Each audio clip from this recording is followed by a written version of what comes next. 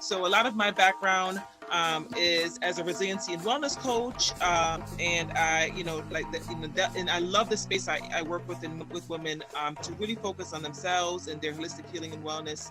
So I thought it would be a great topic to kind of like hone in on this afternoon, to really focus on, as we're in the middle of this pandemic, we're on the hopefully on the tail end of it.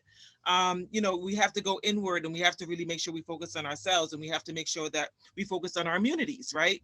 And we have to make sure that we're always making sure that our mental health and wellness in the midst of working from home. And some of us are homeschooling while working from home, and trying to do this whole balancing act. We have to make sure to go inward, right? All roads lead to our self-care and our soul care, is what I always say. So I'm so happy to be here and to have this discussion with all of you this afternoon. So I just have a couple questions to kind of like introduce, my talk and my topic. The first one is, when is it finally going to be your time, right? So we juggle so much as women. That we have so many spaces, and we're the nurturers, the caretakers, the breadwinners in some cases, and there's so many hats that are juggling all the time. But when is it finally going to be our time? So that's a question and a statement that I'm really proposing to all of you. And of course, I love interactive conversations. So please drop your responses in the chat as I kind of ask some of these questions. So if you haven't designated time for yourself, when is it going to be your time? When are you going to say yes to yourself? When are you going to hold yourself in high regard and high priority? When are you going to say yes to you? Okay. And if I started that process, I want to hear about that. So start dropping your answers in the chat. Okay. When is it going to be your time? You have to start sometime. When is it going to be your time? The next question I have is that I think you should be asking yourself is, how can I balance my life? Right. So how can I balance my life? And what does that look like? What does that balance look like? I always say that it's not just about balance, because balance is super hard to achieve. We're kind of like trading off priorities. So one day it might be a focus on your business. One day it might have to be more focusing on your personal goals. One day you have to make your kids a priority. So, you're actually juggling these things and you're actually trying to figure out this balancing act. Again, I say it's not just about finding balance. It's also about finding your formula to equilibrium. Right? So does your personal formula to equilibrium look like for yourself, right? Because it's hard to kind of find your balance and your footing, and be grounded with so many things that you're responsible for. But I really think, and I tell women all the time, that I think it's more about finding your formula and your level of equilibrium, right? So how can you find balance? How can you be more, not just balanced, but find your level of equilibrium? So that's another question that you can feel free to drop in the chats. And I saw some nows to the first question, so I'm acknowledging those, right? And the next question is, how can I juggle all of my own balls? So I think about the different responsibilities that we have as women, right? As almost like you're in a juggling act, right? And you're a juggler, right? So each thing that you're responsible for is a ball. So if you can imagine and envision that, right? And you're kind of like throwing up these balls. You don't know necessarily where they're going to land. You're hoping that you'll catch them, but you're kind of throwing up all these balls. So, your work and hits, right? And our personal goals and all of these things, right? So all of these things are being thrown up in the air. You don't necessarily know if you're going to catch them, but you just kind of keep throwing your hands up and hoping that they land in your hands, right? But what if you actually could think about all these balls, right, that you're juggling, right, as like things you're looking to kind of like keep catching, right? But also looking at how you're developing yourself while also growing yourself while also juggling the balls. So it becomes hard. And I say, and what I say to my clients is that at some point, the life balls, one of those things or multiple of those things, if you don't necessarily take care of your soul and take care of yourself, those things are going to get dropped, right? And so, something is going to get dropped, because at some point you can't burn yourself at both ends of the stick. It's like almost having a candle, burning yourself at both ends of the stick. Something is going to fall, right? So you're either going to fall back personally, you're going to fall back professionally, you're going to fall back from laundry getting done, You know, if it's a home caretaking thing, you might fall, you might have to fall back from personal goals to focus on entrepreneur pursuits or work priorities. But balls are going to get dropped if you don't necessarily find ways to make your actual soul care and self-care a lifestyle choice, right? So I want to talk today about just 5 key strategies that I've used personally while actually going through on this self-care and soul care journey, right? To be in the space right now where I help women to kind of figure out how to best take care of their souls, how to stay well, right? And build their immunities, and also how to actually really make self-care part of their lifestyle choice, not an add-on, not something you have on a to-do list, but really making sure that it's enveloped in as part of what you actually make sure that you are making a lifestyle choice. So we'll definitely focus on your life, your mind and your body, spirituality, career, business, and relationships today, and as we have this conversation and dialogue. And I love Audre Lorde. She's an amazing poet. One of the things that she says is that self-care is not self-indulgence. It's really about self-preservation. So in order to be great, right, and to do all these things that you're trying to manifest, run a six-figure or more business, right, or a multi-million-dollar business, whatever your goal is. Be an amazing parent, right? Up in that space. Being amazing in terms of your, like all the things that you're trying to do, not just personally but professionally. Maybe you're trying to write a book. Maybe you're trying to increase your business. Whatever it is you're trying to do. Maybe you're trying to be be an amazing parent. Maybe you're trying to be an amazing spouse. Whatever your goal is, right, or partner, right? Whatever your goal is, you have to make sure that all roads lead back to self. So how do you show up for self? It's self-preservation, right? It's about making sure that your life jacket, right, if you're on that plane, that your life jacket is on, right? And that if you actually are looking to take care of others, you got to make sure that your life jacket or your preserve is on first, right? So how do you do that successfully while trying to be all these things to everyone else? That's what I want to talk about today. So just to reintroduce myself again, I'm Dr. Bates. My brands are Project Resiliency Movement. It's a self-care movement, a self-care and holistic healing and resiliency movement that I started in 2016 to really help women to focus on their inward self. So many times we have so many things pulling externally at us that we don't have opportunities to go inward. So as an organization, I create safe spaces to have safe conversations about how we best need to go inward, what that process is like for each and every one of us, and how do we get back to ourselves through support of each other, but also holding each other accountable while also taking the journey, in terms of our own self-care and our soul care.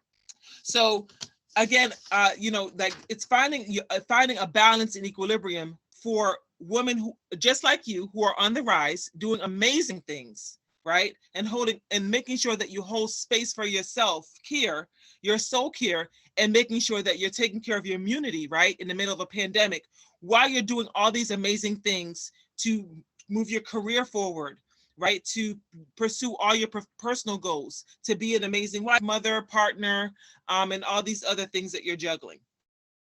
Right. So for so many years, I didn't take care of myself well, personally. Right. I allowed people I didn't have boundaries, So one of the things that I say is that, I didn't have boundaries. I allowed everybody else's, needs to be before mine.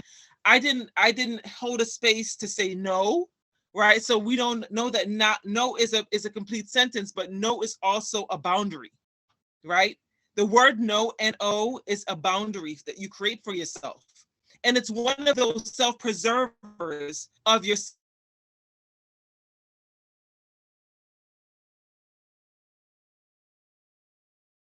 Dr. Bates, we've lost your sound. Dr. Bates, we've lost your sound.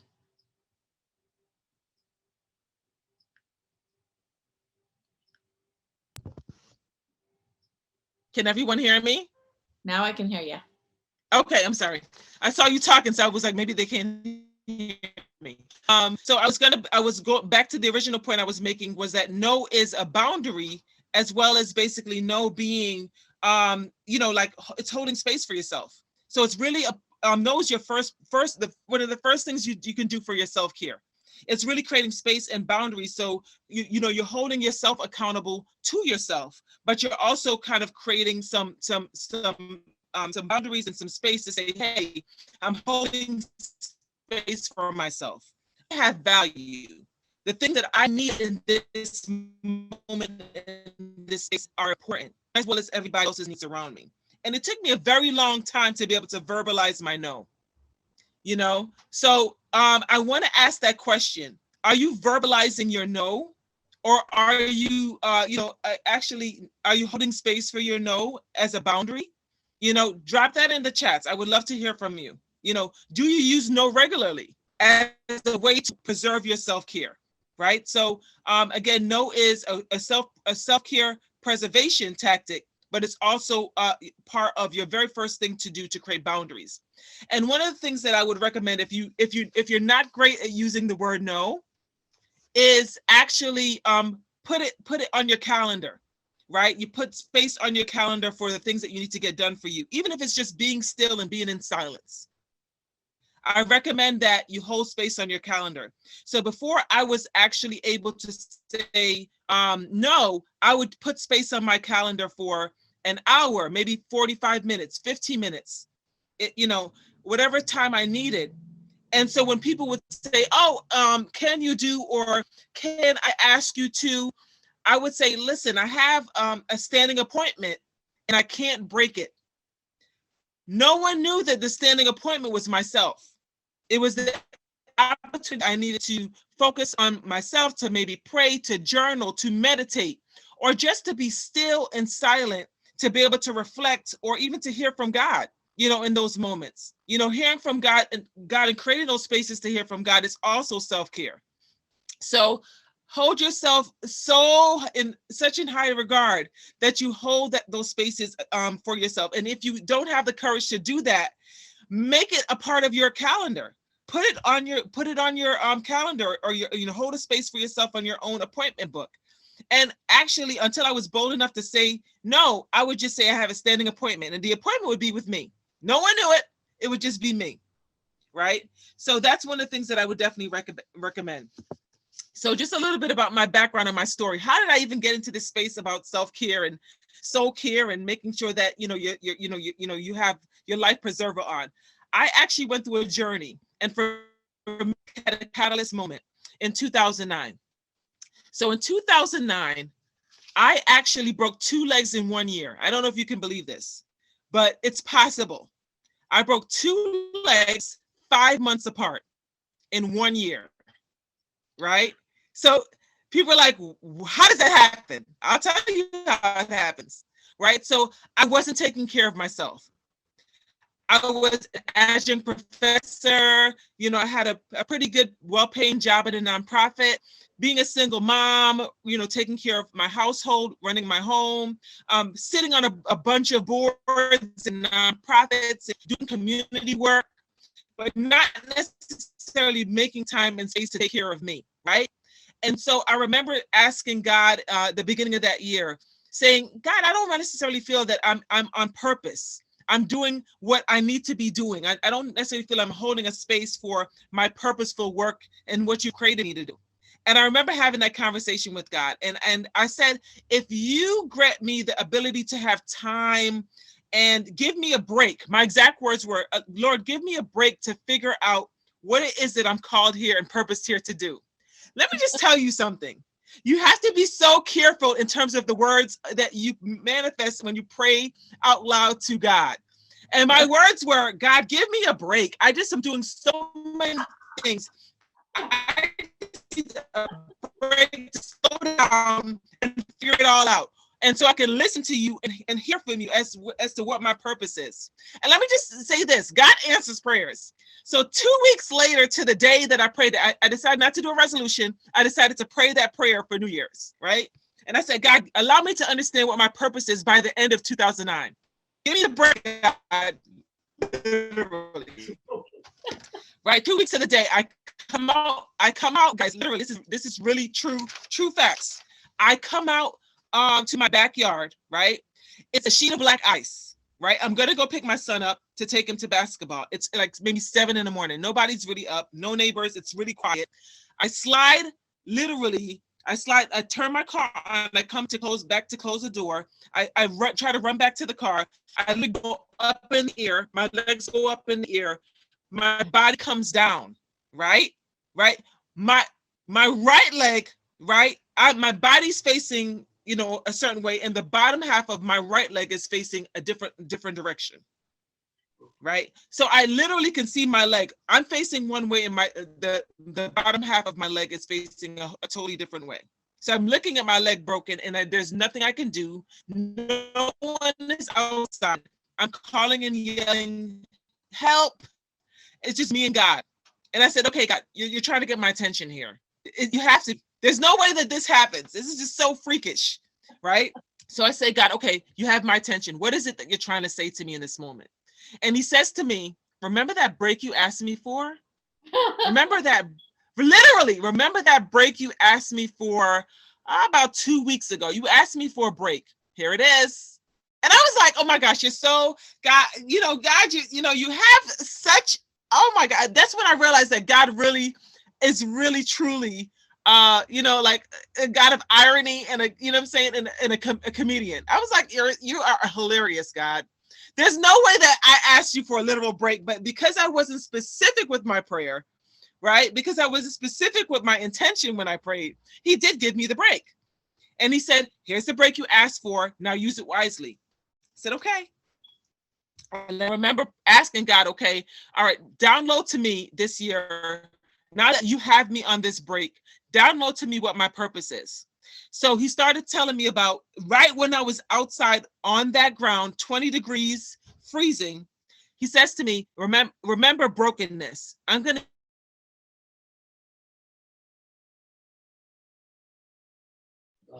We lost your voice again.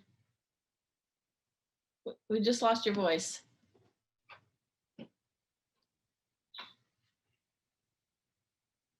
Dr. Bates, we lost your voice again.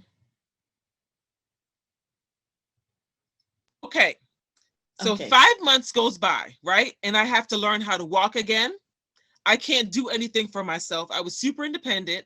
I had to learn how to walk again, drive again, and basically take care of myself again. I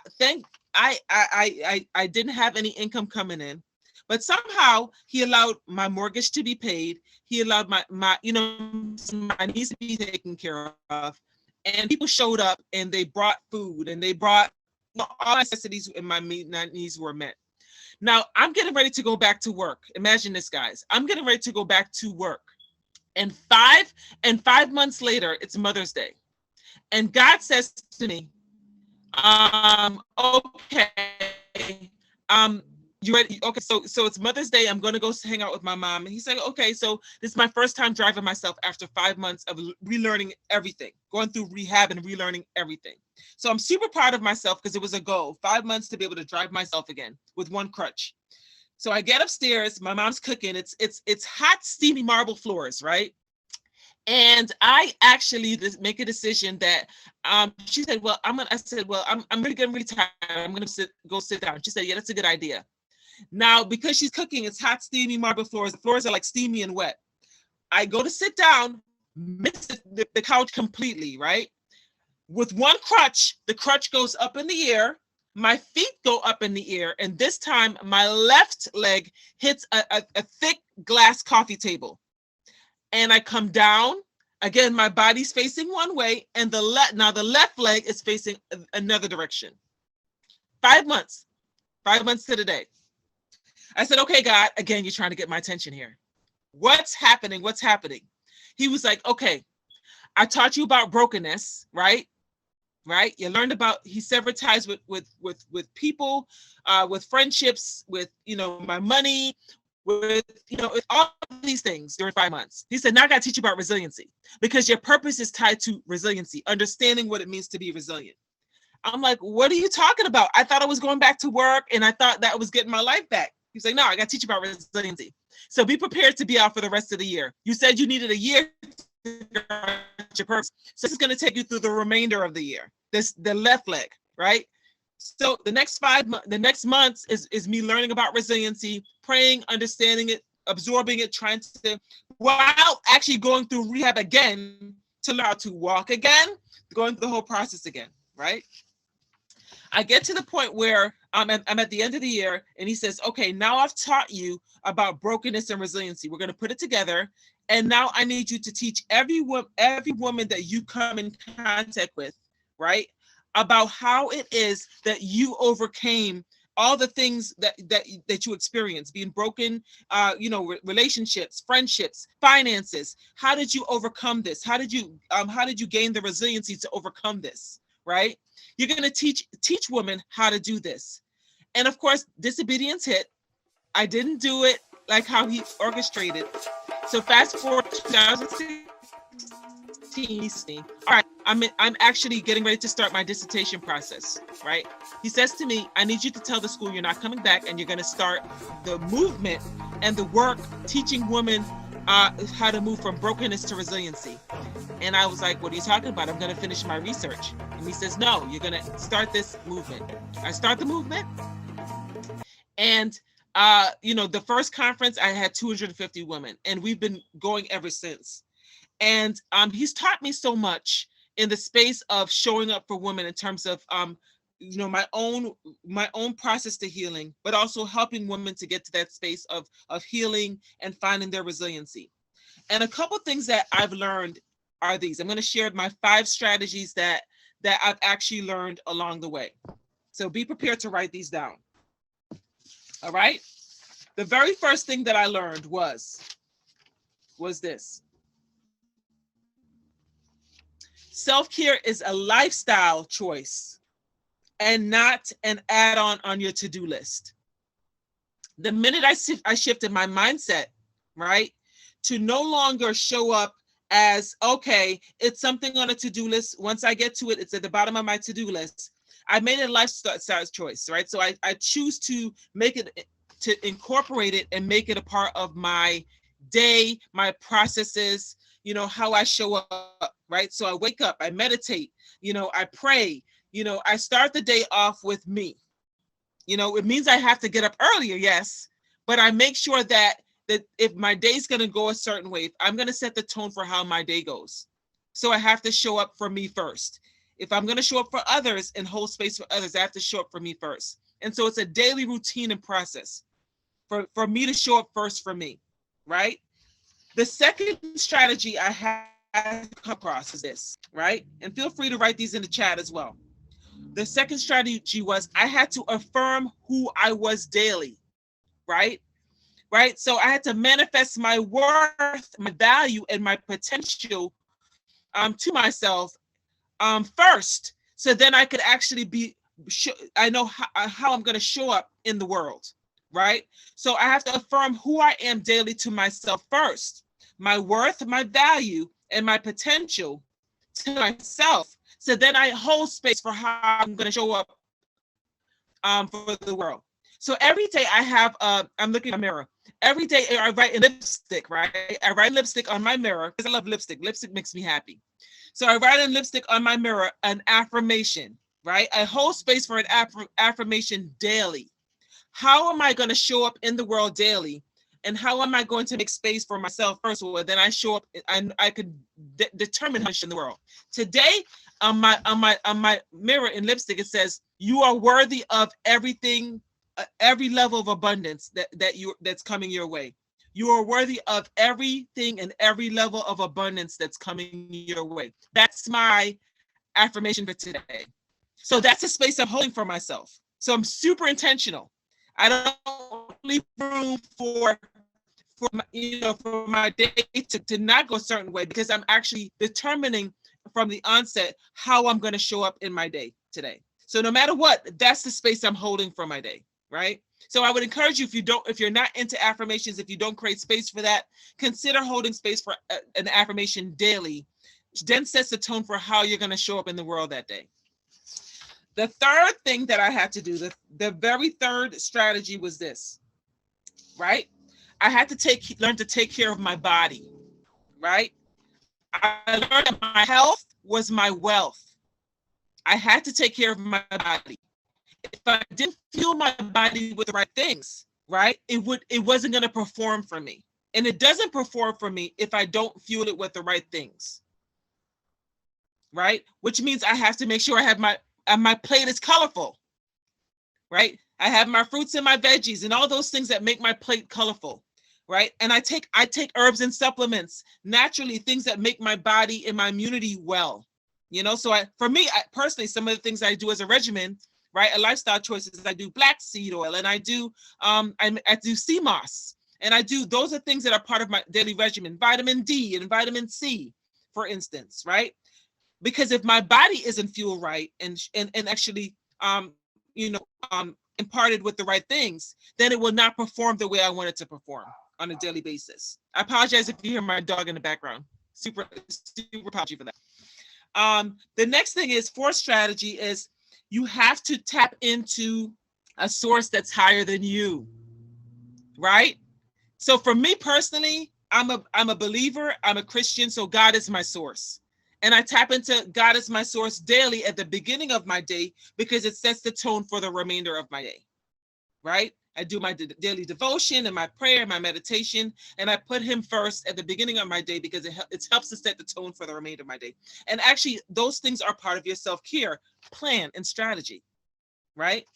So my very last point in fifth strategy is this: know your why and allow it to drive you what you prioritize.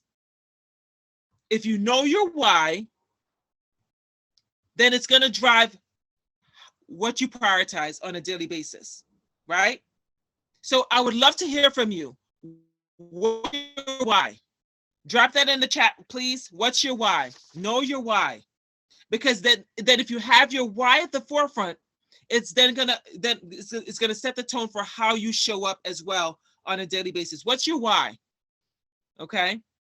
And you have to hold yourself high on your priorities of why, right? If I'm not well, if I don't take care of my temple, if my body's not taken care of, then I cannot be my best, most authentic self for who I need to be. What's your why? Right?